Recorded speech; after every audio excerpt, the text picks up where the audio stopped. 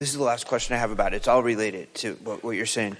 So the creative power that we're seeing people channel, like artists, musicians, writers, whatever, that's coming from the same source that you guys are pulling from. Einstein pulled from all these people, right? The universe, correct? Yeah. Everything that everyone wants is in this vibrational reality. And all of it is possible. And if, as humans, you'd stop bickering over what should be allowed to be created and just mind your own business and create what you want, then you wouldn't deprive yourself of creating what you want by being mad about what that one's creating.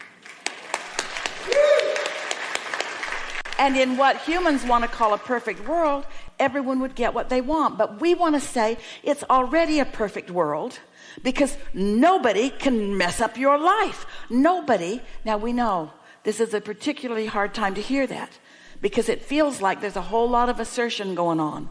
A whole lot of people walking into a whole lot of places and doing a whole lot of things to a whole lot of people. But it couldn't be happening if there were not a vibrational expectation. Jerry and Esther, some years ago, went to Buffalo, New York for a gathering like this. And Jerry liked to turn on the weather. It was before he had a smartphone and before anyone did. And he wanted to know what the weather was going to be, so he always turned on the weather, and usually there was a little bit of news with it. And it was the local news in Buffalo. And they were talking about the annual thing that they always did, where the whole school, they brought in the teachers and faculty. They had towed in cars that had been in wrecks that were bloody and broken, and they put them around the football stadium. And all the students were assigned roles in this role-playing play that they would play for a week. They picked up their envelope that told them what part they were going to play, and you died in that crash, and you died in that crash, and you survived, but you're crippled. And even the parents were involved. You're planning that funeral. They really went all out because they wanted to make the tragedy of driving drunk really come home to these kids. They wanted them to do what so many humans want. They want you to face the horrible reality of this possible action, and once you really know how bad that could be for you, never do it again. But what they weren't factoring in is that the law of attraction says just the opposite. You scare someone out of their well-being, that's their point of attraction. And that's what's happening to so many people. So many people are being scared by so many people about their well-being. They're not walking around feeling free and safe. They're walking around feeling scared. So no one can say it's not part of their point of attraction. We're not saying they got it on purpose, and we're not saying that somebody else didn't influence it. You are all influencing whatever it is that you are offering. That's why you come as teachers. You come to align with wanted and show through the clarity of your example how to live what's wanted. And when someone wants to know how you got that, you can then explain it to them. But it's a big world that wants you to choose a side. You're either for us or against us, they say, about so many things. And we say anybody who's against anything is depriving themselves of what they're for. It's just the way that it works. You want to be an advocate. We want you to look into the world and see what's going on, and we want you to briefly, and we mean briefly, Esther, we mean briefer than you're doing it, Esther. Have your step one moment. Have your step one moment. And know what you don't want and what you can't stand and what you cannot stand and what you cannot stand.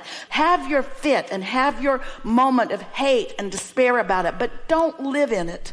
Have it and launch all those rockets of desire about children eating every night and children going to bed and feeling safe, and about the world being a place that people want to live. And launch all those rockets of desire, and then as soon as you can, give your undivided attention to the vortex version that hasn't manifested yet because everybody's so busy recreating what they don't want.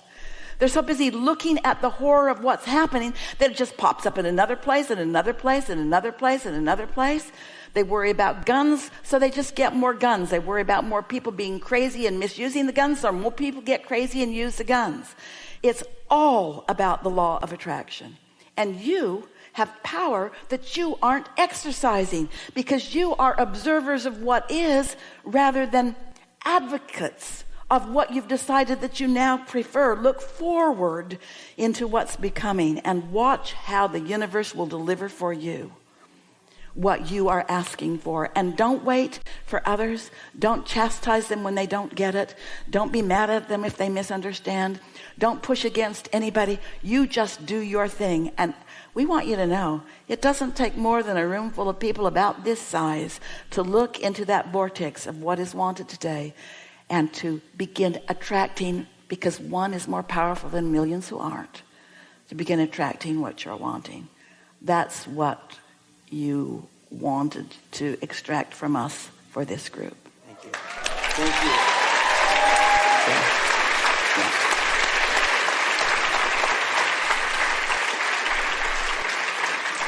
So you show yourself your power, not with world events, but you can help the Spurs win the... You can.